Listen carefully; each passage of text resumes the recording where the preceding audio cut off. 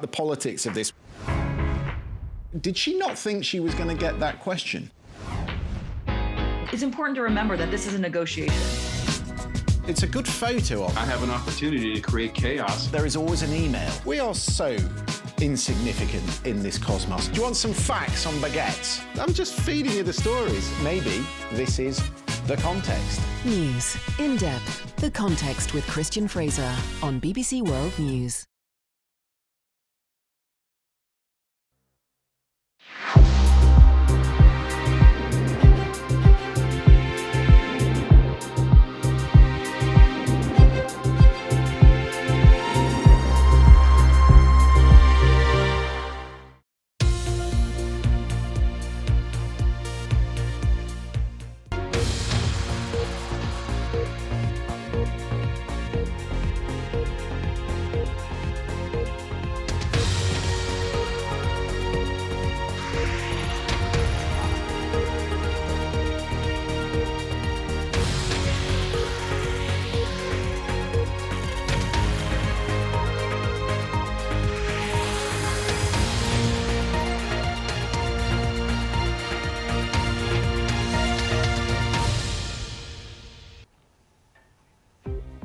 This is BBC World News. I'm Matthew Amroliwala. On today's Global, world leaders gather at the UN General Assembly, the war in Ukraine dominating discussions.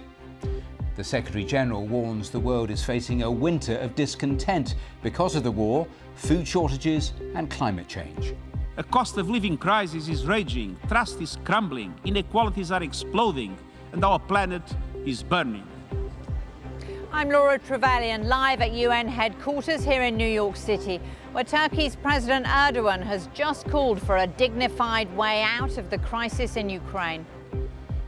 On the ground, Ukrainian forces retake the first town in the Luhansk region held by Russian forces. That as Russian-backed separatists in Luhansk and 3 other areas say they'll vote on joining Russia within a week. We'll have the latest from Kyiv.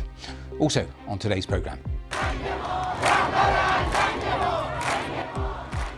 Protests in Iran after the death in custody of a woman arrested by the so-called morality police for not wearing a hijab. And for the first time in 17 years, England are in Pakistan for the T20 cricket series.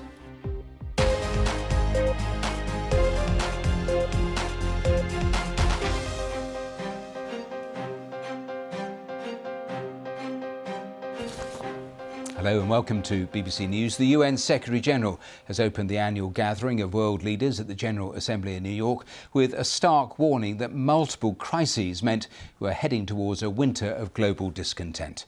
Antonio Guterres talked about the challenges of rising prices, a warming planet and deadly conflicts. On Ukraine, Turkey's president said today that he believes Russia's leader is seeking an end to the war and that a significant step will be made. Meanwhile, Russian-backed authorities in 4 areas in Ukraine have announced plans to hold a referendum to join Russia, with voting starting on Friday. We'll have more on that from Kyiv in just a moment. First, though, let's head back to New York and back to Laura Trevelyan. Laura, over to you. Well, Matthew, in the last hour, we did hear from Turkey's President Erdogan. Now, he didn't go quite as far as he went in his PBS interview, and he said that when he sat down with President Putin in Uzbekistan last week, President Putin signaled that he wanted to bring the war to an end.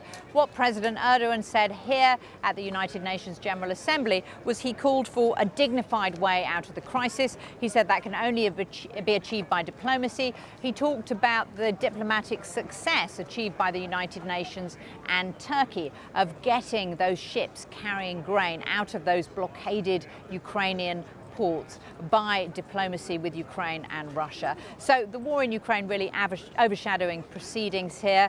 World leaders talking about the overlapping crises that it's caused of rising energy and food crisis. And we heard from the United Nations General Secretary Antonio Guterres. He sounded extremely blunt in his opening address about some world leaders not being able or willing to work together to solve the various crises facing the planet.